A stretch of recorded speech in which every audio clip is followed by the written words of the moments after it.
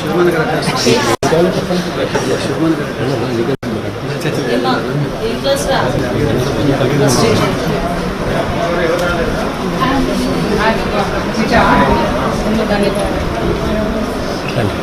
వచ్చాను మనం ఇటు వెళ్ళి సోదరులంతా ఇటు వచ్చాను మనం రైట్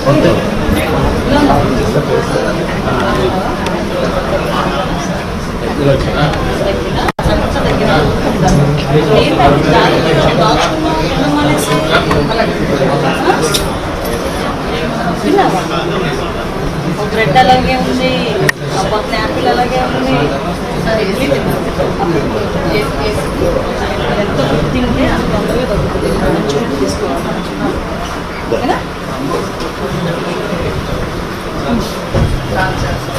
ఏం చూస్తున్నామ్మా?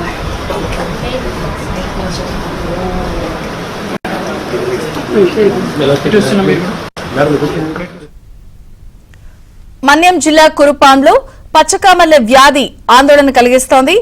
ఏకలవ్య గురుకుల పాఠశాలలోని 100 మంది విద్యార్థులు ఒకేసారి పచ్చకామర్ల వ్యాధికి గురి కావడం స్థానికంగా కలకల రేపింది. బాధిత విద్యార్థులకు కురుపాం, పార్వతీపురం ప్రభుత్వాసుపత్రులతో పాటు విశాఖ కేజీహెచ్లో చికిత్స అందిస్తున్నారు. ఇదే సమయంలో అంజలి, కల్పన అనే 2 విద్యార్థులు మృతి చెందడంతో విద్యార్థుల తల్లిదండ్రులు భయాందోళనకు గురవుతున్నారు. విద్యార్థులందరికీ ఒకేసారి వ్యాధి ఎలా సోకింది అనే విషయంపై అధికారులు ఆరా తీస్తున్నారు. పాఠశాలలోని తాగునీరు, కలుషిత ఆహారం కారణంగా కాలేయ సమస్యతో పచ్చకామర్ల వ్యాధి సోకి ఉంటుందని భావిస్తున్నారు.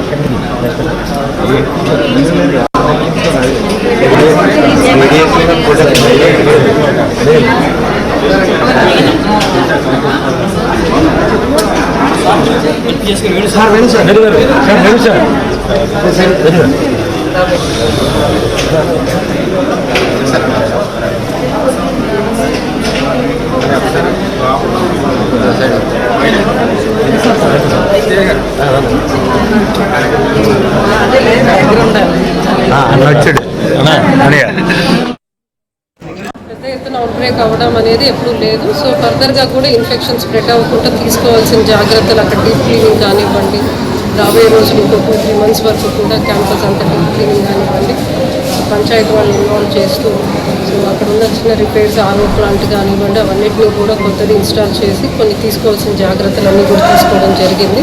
ముఖ్యంగా ఇది ఫుడ్, వాటర్ కంటామినేషన్ ద్వారా స్ప్రెడ్ అయినట్టుగా తెలుస్తూ ఉంది. సో మనకి మెడికల్ టీమ్స్ కూడా వచ్చాయి, వాళ్ళు కూడా స్టడీ చేస్తున్నారు. కాజ్ ఏంటి అనేది కూడా మనకి డీటెయిల్డ్గా ఎస్టాబ్లిష్ అవుతుంది.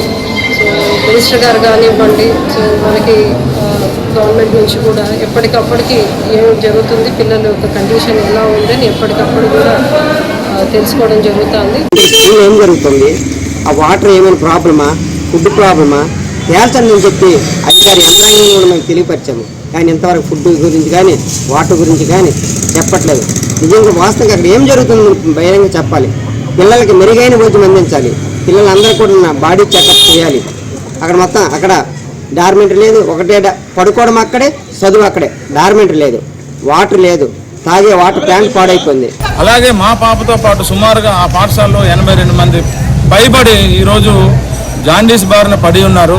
దానికి గల కారణాలను పూర్తి స్థాయిలో పరిశీలన చేసి ప్రభుత్వం ఆదుకోవాలని చెప్పి డిమాండ్ చేస్తాం. ముఖ్యంగా ఆ పాఠశాలలో సరైన వసతి గృహం లేదు, అలాగే బాత్రూము, లెట్రిన్ ఫెసిలిటీస్ లేవు. అలాగే ఆ ఇన్సైడ్ ఉన్నటువంటి చుట్టుప్రక్కల ఉన్నటువంటి వ్యవసాయ క్షేత్రాల్లో విషపూరితమైనటువంటి గ్లైసిన్ వంటి గడ్డి మందు,